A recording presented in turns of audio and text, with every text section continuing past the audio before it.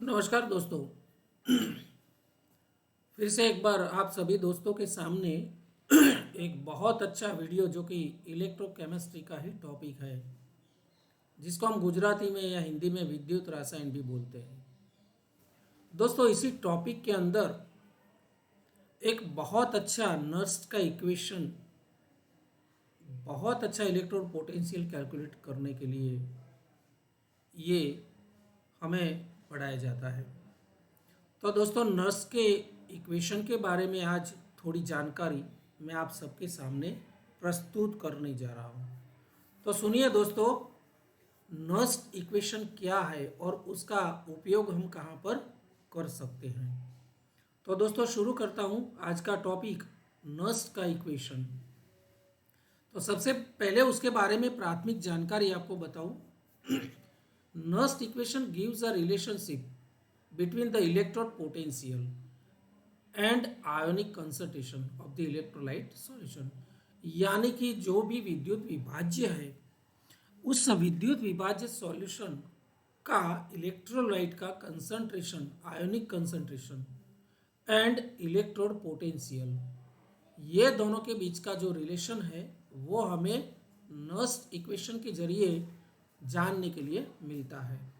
तो दोस्तों, इस इक्वेशन के बारे में अगर मैं बताना चाहूँ तो for a reduction reaction occurring at an electrode M plus N M, यानी कि ये जो है रिडक्शन प्रोसेस, रिडक्शन रिएक्शन, ये जहाँ पर अकरिंग होता है वहाँ पर अगर हम इक्वेशन के जरिए अगर समझना चाहे तो ये जो है रिडक्शन प्रोसेस यानी कि रिडक्शन रिएक्शन वो इस तरह से उस इलेक्ट्रोड के ऊपर होगा, यानी कि एम प्लस एन ई, यहाँ पर मेटल आयन इलेक्ट्रोलाइट के अंदर कुछ इलेक्ट्रॉन पाकर सॉलिड यानी कि मेटल बन जाता है, मेटल सॉलिड। तो ये हुई reduction process at an electrode. ठीक है। नाउ नर्स ने जो इक्वेशन दिया है हमें, बहुत अच्छा इक्वेशन, पूरी सिस्टम जो है इलेक्ट्रोलाइट विद्युत विभाज्य सेल जिसको हम बोलते हैं, उसका इलेक्ट्रोड पोटेंशियल कैलकुलेट करने का जो एक तरीका है, एक इक्वेशन के जरिए, एक्सप्रेशन के जरिए, that is E is equal to E zero minus R T upon N F natural log M concentration of M upon concentration of M plus N. यानी कि यहाँ पर E पोटेंशियल है, स्टैंडर्ड सिचुएशन में electrode potential है, minus R ये वायु अचलांक है, T टेम्परेचर है, N so number of electron and then F Faraday that is ampere Faraday. Natural log ये मेटल आयन जो रिडक्शन के बाद M बना, सॉलिड M, उसका कंसंट्रेशन है M प्लस एन, यानी कि जो M प्लस एन है उसका कंसंट्रेशन है। तो this is nothing but the Nernst equation. अब molar concentration of pure solid.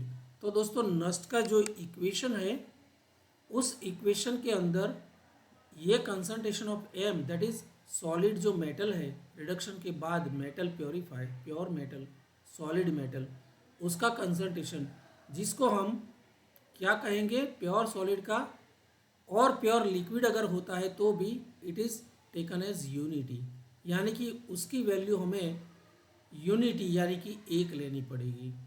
So the Nernst equation will be like this, E is equal to E zero minus R T upon N F natural log one upon concentration of M plus N. तो दोस्तों, यहाँ पर देखिए, अगर ये one upon M plus N है, अगर यहाँ पर ये प्लस करते हैं हम, तो it will again simplify by E is equal to, इस तरह से हम सिंप्लीफाई भी कर सकते हैं, तो E is equal to E zero plus R T upon N F natural log M plus N. तो दोस्तों, यहाँ पर देखिए, अब आर जो कि वायु अचलांक है वो भी कांस्टेंट है, उसकी वैल्यू निश्चित होती है, टेम्परेचर भी निश्चित है, और यहाँ पर एफ जो फैराडे के यूनिट में हम लेते हैं वो भी कांस्टेंट है। यानी कि आर, टी एंड एफ ये तीनों जो फैक्टर है वो कांस्टेंट होते हैं और उसकी वैल्यू 0.0591 जितनी होती है। तो नस्ट का इक्वेशन अगर हम और भी सिंप्लीफाई करना चाहे तो it will be like this, E is equal to E zero plus 0.0591 upon N natural log concentration of M plus N at 25 degree. यानी कि यहाँ पर t is equal to 25 degree अगर हम लेते हैं तो उस वक्त आर टी अपॉन एफ की वैल्यू जो है वो 0.0591 बनेगी एट 25 डिग्री। तो इस तरह से नस्ट का इक्वेशन हमें बहुत इजी सरल लैंग्वेज में यहाँ पर हम उसको एक्सप्लेन कर सकते हैं। उसके आधार पर जितने भी एग्जाम्पल है वो सारे हम कैलकुलेट कर सकते हैं। दोस्तों अगर ये वीडियो अच्छा लगा हो तो उसको बहुत बहुत लाइक कीजिए, आपके बहुत सारे ग्रुप में शेयर करना भी मत भूलिए।